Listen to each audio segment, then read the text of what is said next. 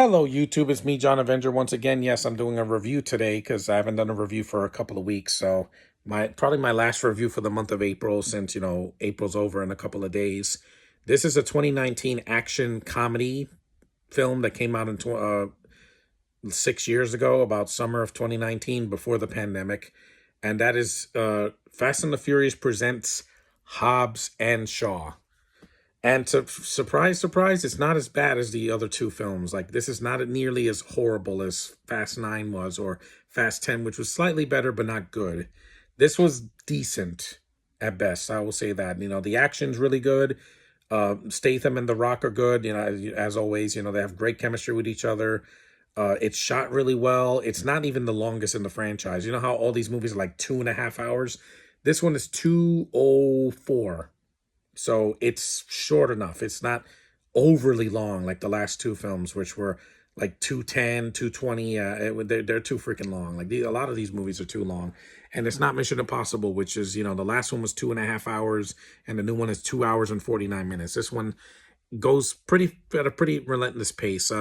Idris Elba's the villain is fine. He's a cybernetic organism. He's got like a bionic freaking spine, and he has computer chips in his brain and all that, and he's like superhuman.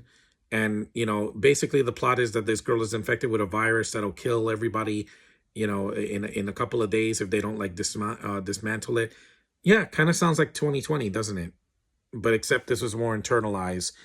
And also, the film is got great shots, the action, the slow-mo and everything, and it's got ridiculous moments. Like I said, the scenes with the cars flying and all that, and the helicopter scene, and they defy gravity. But all the films have done that since like 5, so it's par for the course. There were some problems though. Isa Gonzalez is barely in the movie. She should have been in more of the film. She just gives the guys the weapons, and then she disappears. Why was she in it? I don't know.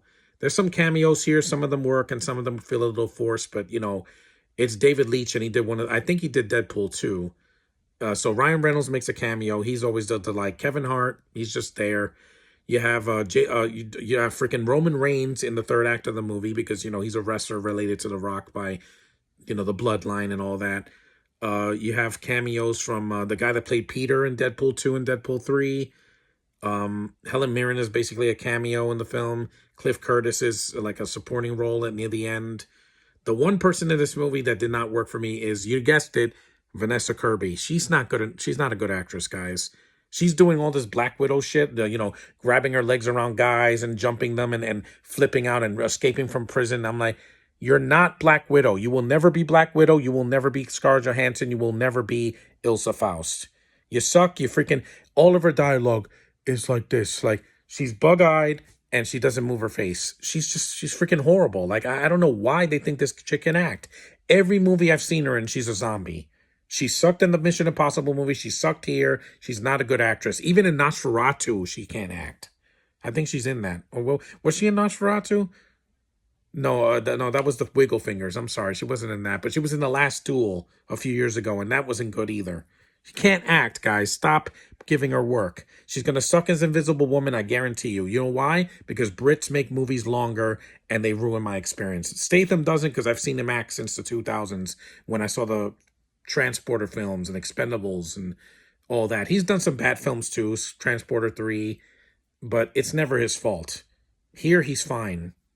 He's a good lead with The Rock, because without them, the movie would have just tanked. The movie made over $700 million worldwide, a 67% on Rotten Tomatoes, which is fine. It was a decent movie. It wasn't like horrible. I've seen worse, but there's a reason this didn't make $1 billion. The subject matter hits too hard, especially today. Vanessa Kirby's horrible in the movie. I don't know why they got to protect her for the whole film. Oh, she's the sister of Jason Statham. Yeah, I don't buy that. They only said that because they're both British. Whoopee. Hardy, hardy, hardy, hardy, har. And also some of the side characters could have been cut. There's a Russian guy that clearly should have been in the movie more. The guy from the World's End. And he uses a flamethrower in the movie. That's a cool scene. He should have been in the movie more instead of this worthless Binto that can't act and has a stunt double do half of her fight scenes. And I'm like, yeah, I'm not looking forward to seeing you in Mission Impossible or in the next in Fantastic Four movie. You suck.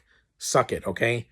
But anyway, the rest of the movie is fine. If you want to watch this movie, it's on streaming, and it's not the worst of the series. Oh God, no. 4 and 9 and 10 are way worse than this, because those were just boring and just dumb and nonsensical and had way more people in it than necessary.